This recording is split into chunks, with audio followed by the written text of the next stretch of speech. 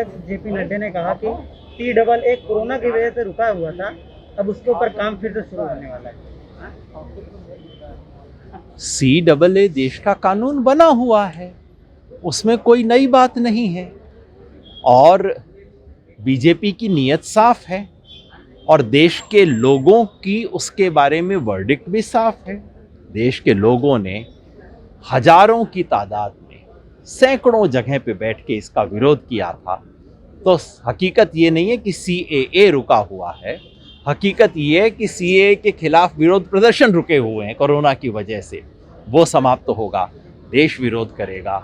ये असंवैधानिक कानून है और भारत की जनता ऐसे असंवैधानिक कानून का विरोध करेगी। क्या देश में फिर शाहीन बाग बनेंगे?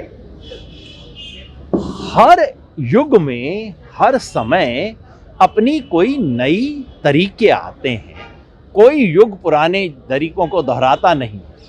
नए नारे होते हैं, नए प्रतीक होते हैं, लेकिन लोकतंत्र को बचाने, संविधान को बचाने की वही आत्मा, वही स्पिरिट होती है। उसके तरीके बार बार नए बनते हैं। सर, क्या कारण है आज आपको स्लोगन देना पड़ा? अगर सड़कें खामोश रही तो संसद सो जाती है, क्या कारण है, क्या कहेंगे? पहले तो मैं विनम्र तरीके से याद दिलाना चाहता हूँ, ये मेरा स्लोगन नहीं है।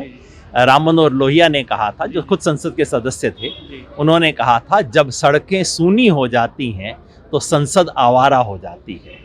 जो याद दिलाता है सड़क और संसद का संबंध, लोकतंत्र और संघर्ष का संबंध। जब सड़क पे संघर्ष बंद हो जाते हैं तब संसदीय लोकतंत्र पूरा एक दिशाहीन हो जाता है। इसलिए आज जब सड़क को सूना करने की कोशिश हो रही है, तमाम तरह के कानून बनाए जा रहे हैं, पुलिस की तरफ से तमाम तरह के नोटिस आ रहे हैं, झूठे मुकदमे बनाए जा रहे हैं, दुर्भाग्यवश कोर्ट की तरफ से भी ऐसा जजमेंट आता है जो कि उसको समर्थन करता हुआ दिखाई देता है। ये सब इस देश की सड़कों को खाली करना की कोशिश है और सड़क को खाली करने का मतलब है लोकतंत्र की आत्मा को खाली करना। और हम यहाँ पे कहने के लिए आए हैं कि सड़कें सूनी नहीं रहेंगी। लोकतंत्र को बचाने के लिए चाहे जैसे रूलर हों, इंदिरा गांधी का भी मुकाबला इस देश की जनता ने किया था। वो भी समझती थी कि कभी उनकी गद्दी हिल नहीं सकती, ये भी समझते हैं इनकी गद्दी नहीं हिल सकती। लोकतंत्र में जैसे लोगों ने उनका मुकाबला किया वैसे इनका भी मुकाबला करेंगे। क्या कारण है सर जो लोग सरकार के विरोध में प्रोटेस्ट करते हैं, उन पर सरकार मुकदमा करने की कोशिश करती है, जहां उनको नज़रबंद करने की कोशिश की जा रही है? सवाल बहुत अच्छा है, आप गलत आदमी से पूछ रहे हैं। पूछना उनसे चाहिए जो ये कोशिश करते हैं। मैं समझता हूँ घबराए हुए हैं, बौखलाए हुए हैं। इस वक्त सरकार को पता है कि किसान नाराज है। हर तरीके से, सिर्फ पंजाब में नहीं, पूरे देश में किसान खड़ा हो रहा है। जवाब देते बनता नहीं तो अब क्या करें? उसी किसान पे कोई झूठा मुकदमा चला दो, डरा दो। दुनिया भर में हमेशा घबराई बौखलाई सरकारों ने ये काम किए हैं और हमेशा जनता ने उनको जवाब दिया है। सर, क्या हमारे भारत में अब रहने के लिए ऊंची जाति, धर्म इतना ज़्यादा ज़रूरी हो गया है कि धर्म और जाति के नाम पर अब लोग संघर्ष करेंगे अपनी ज़िंदगी जीने के लिए, अपने हक लेने के लिए सरकार से? सच बात यह है कि धर्म और जाति, खास तौर पे जाति की बेड़ी इस देश में पहले से बहुत ज़्यादा मजबूत रही है, कोई पहली बार नहीं है। बस अब जो हो रहा है वो ये कि उसको बेशर्मी से ऊपर से सपोर्ट दिया जा रहा है। उत्तर प्रदेश में हाथरस में जो घटना हुई, हो सकता है ऐसी घटनाएं पहले भी हुई हो। इस बार जो विचित्र था, इस बार जो नया था, वो ये कि ऊपर से नीचे तक तंत्र उन्हें बचाने में लगा था। जो शिकार है उसे नहीं, जो शिकारी हैं उनको बचाने में लगा था। ऊपर से नीचे तक का तंत्र तथ्यों पे पर्दा डालने में लगा था, लाश को जलाने में लगा था।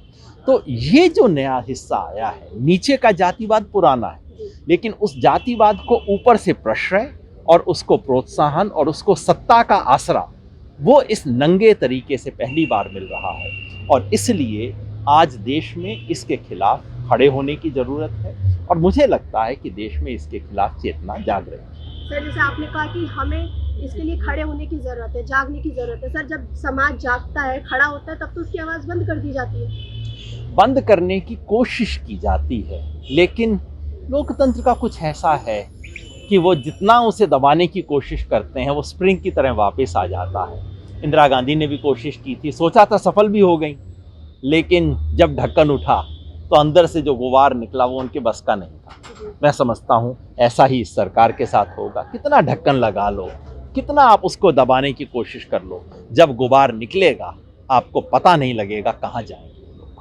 सर अगर मैं बात करूं एंटी सी एनआरसी की, तो जैसे कि शाहीन बाग को लेकर मना कर दिया गया कि राइट टू प्रोटेस्ट नहीं है, कोई प्रोटेस्ट नहीं करेगा, तो क्या जो है जिस वजह से ये प्रोटेस्ट किया जा रहा था, ये एनआरसी सीए लागू कर दिया जाएगा? सीए इस देश का कानून है, उसको नए तरीके से लागू करने की कोई ज़रूरत नहीं। जिस चीज़ को रोका गया था कोरोना वायरस और लॉकडाउन की वजह से, वो एनपीआर का सिस्टम था। तो एनपीआर कब होगा उसका हम जानते नहीं, लेकिन इतना हम जानते हैं जब भी ये संविधान विरोधी एंटी सीए कानून के तहत एनपीआर करने की कोशिश होगी, ये देश खड़ा होकर इसका विरोध करेगा। पहले से संकल्प था, आगे भी विरोध।